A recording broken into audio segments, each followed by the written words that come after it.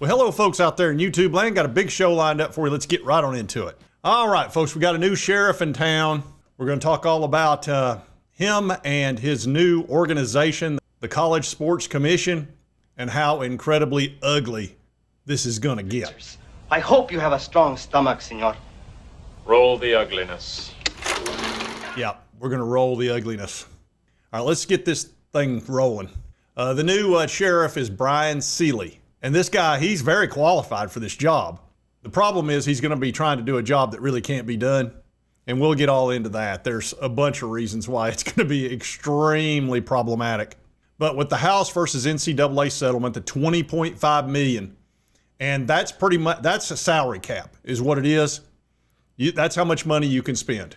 Now, there is going to be NIL, but it's going to be highly regulated by Deloitte and the College Sports Commission. So everybody's theoretically on a even playing field, which it's not even going to be close to that. I'll explain that here in a minute. But this BRYAN Cely guy, he's not going to report to the NCAA. He's going to report to the commissioners of the Power Four, which is Greg Sankey, Tony Petitti, who really those two guys, and then of course Jim Phillips and the Yormack dude over there in the Big 12. But primarily, he's going to be answering to Petitti, who he knows and has worked with, by the way, and Sankey. And let me go ahead and give you Cely's background. He spent 11 years in the major leagues. He was an attorney there. He oversaw investigations. He enforced rules. And he actually oversaw the original sign-stealing scandal. The sign-stealer guy. Not Connor Stallions, but the Astros. And you folks remember that well. So this is not a job that he can't do. He also spent 8 years as an assistant U.S. attorney in Washington, D.C. He worked as a prosecutor, and he has degrees from Princeton and Harvard. Oh, well, there's strikes 2 and 3 right there. Yeah. I can't like him now. He is going to have the most thankless job. Oh, my gosh, people are going to despise this guy before it's all said and done. And if you don't think so, ask Charlie Baker what his life's been like the last few years. He has been absolutely a piñata. So, BRYAN Cely, it's going to get rough, buddy. But you're a prosecutor, you're a district attorney. I mean, you're used to taking grief, but this is going to get way worse. Dalton, tell him. It'll get worse before it gets better. Yeah, Brian, this is your salad days. Enjoy these days, because the second you go after a team, you're going to have millions of people from that fan base dislike you immediately. Roadhouse. And it's not going to be just a little bit. You saw that. Charlie Baker went through it. Remember when he went after Florida State, then Miami, then Florida, then he made the terrible mistake of going after Tennessee. And Tennessee warned him, don't do this. But Baker was going to have his way. He effed around and found out. Don't be a fool. We can do this easy. Or we can do it real easy. Now, the NCAA is being separated from the College Sports Commission. They want it out of the way. They were tired of being destroyed, and they've decided to set up this new commission. The NCAA is still going to do big parts of their own job. Rules of the game, academics, eligibility, and sports betting. Those will be the 4 things they pretty much primarily will take care of. The College Sports Commission is going to have they're going to be handling a bunch of other stuff. Compliance of the rules from the House settlement, roster limits, because you know the rosters are going to get much bigger as far as scholarships, more scholarships. Actually, the rosters over time will get smaller because you won't have walk-ons. The current ones are being grandfathered in. That's what held up the settlement. And then, of course, the NIL deals. And that's where it's going to get super ugly. They're going to investigate those NIL deals that they don't think are following the rules. They're going to issue penalties. This is going to get brutal. And then they're going to participate in any arbitration that supposedly is going to happen. Now, let's understand something. All these big teams have already spent more than what the current amount with this settlement is in NIL alone. And a bunch of schools have already combined the revenue with NIL for this year coming up. The teams like Texas, well, actually, let me show you this. This was last year's spending on football only. So already All these teams in this left category are supposed to reduce the amount of spending on football than they currently did last year. That's not going to happen. And this year, because they've sort of grandfathered in all these NIL deals that they got done before the settlement, Texas is spending up to $40 million this year, according to the Houston Chronicle. Ohio State is probably spending somewhere around 30, 35, I would guess, when you include the revenue sharing. Notre Dame, same thing. LSU, Georgia, Michigan, Tennessee, all down the line. Now they're expected to come into the following year and reduce that by about 60%. And all the kids that were making $500,000, $1 million, $2 million, whatever it is they're getting paid, the big-time athletes, well, you're going to take a 60% haircut. Sure, Jan. Because an agreement was signed that you had nothing to do with. You didn't participate in, you had no representation whatsoever, and they're going to come in and tell you your NIL deal's no good anymore. That's going to go over like a lead balloon. And folks, we haven't even talked about Title IX. Title IX's not even addressed in this, but if you look at how this is broken down, most of the teams are expected to spend 75% on football, and then about 15% on basketball, and then the rest on other sports, baseball, etc. There's almost nothing in there for ladies sports. A couple of million, probably about $1 million for all the ladies sports. And they think they're going to go to the Congress and get some antitrust exemption, and that they're going to get Congress people to vote on that in the affirmative.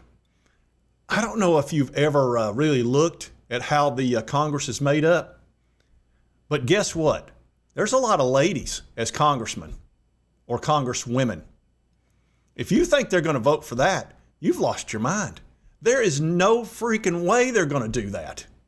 And when Title IX rears its head, it's not going to be pretty. I just know something bad is going to happen.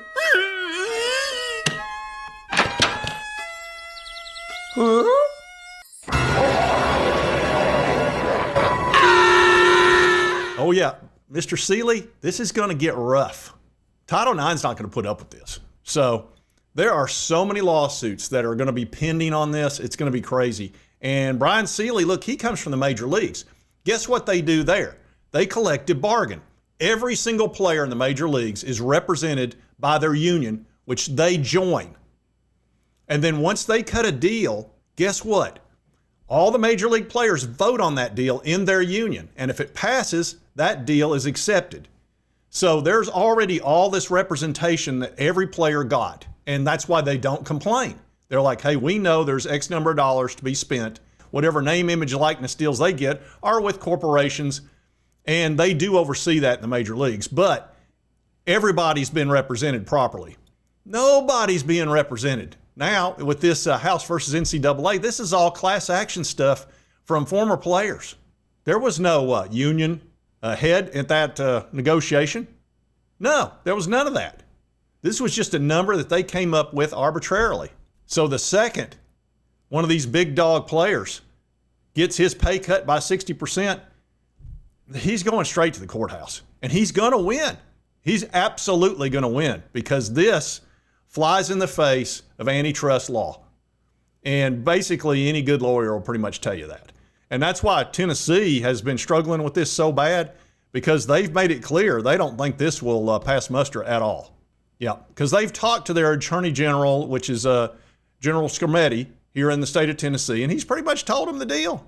That's why he won that suit up in Greenville, Tennessee so easily, because he knew it's not going to play. This will not fly in court.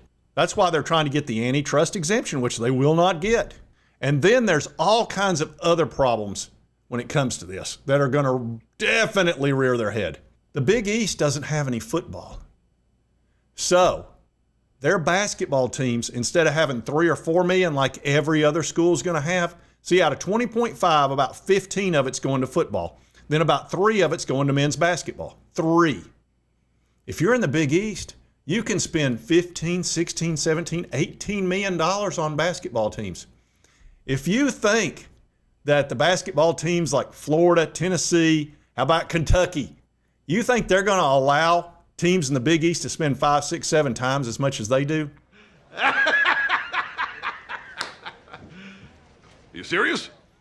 There's less than a 0% chance of that. No way.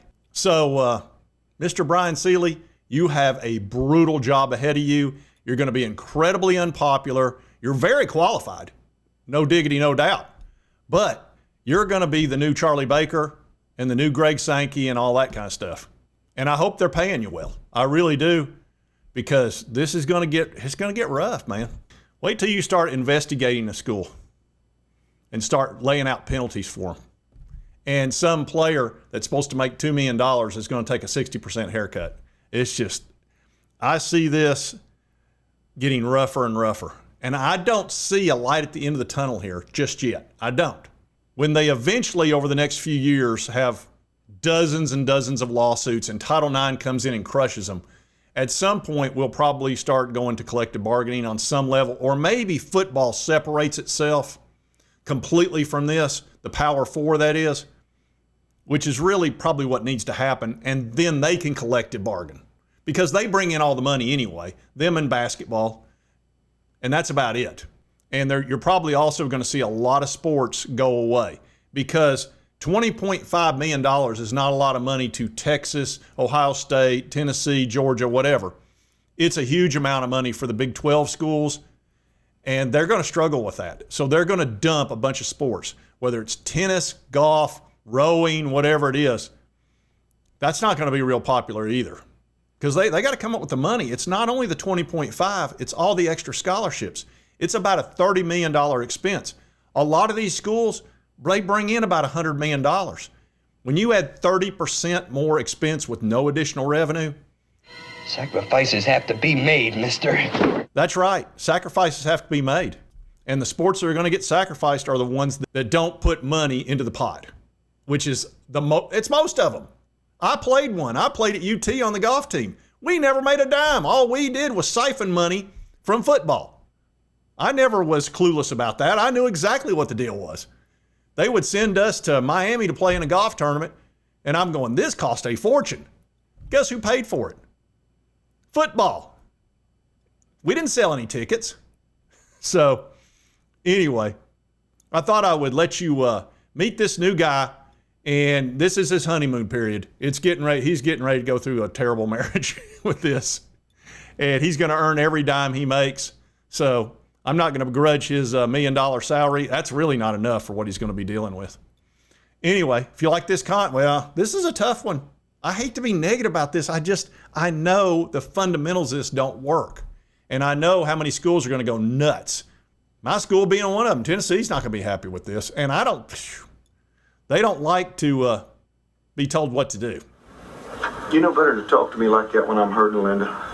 Anyway, if you like this content, be sure to hit that like button. Lets me know to continue to cover all these big college sports stories. If you've not subscribed, boom, boom, boom. Hit that button right there. It will not cost you a dime. Help you get my videos. And right over here's the most recent video YouTube thinks you'll enjoy. We'll see you next time on Sports Talk Jack. Mr. Kirkland, you are out of order. You're out of order. You're out of order. The whole trial is out of order.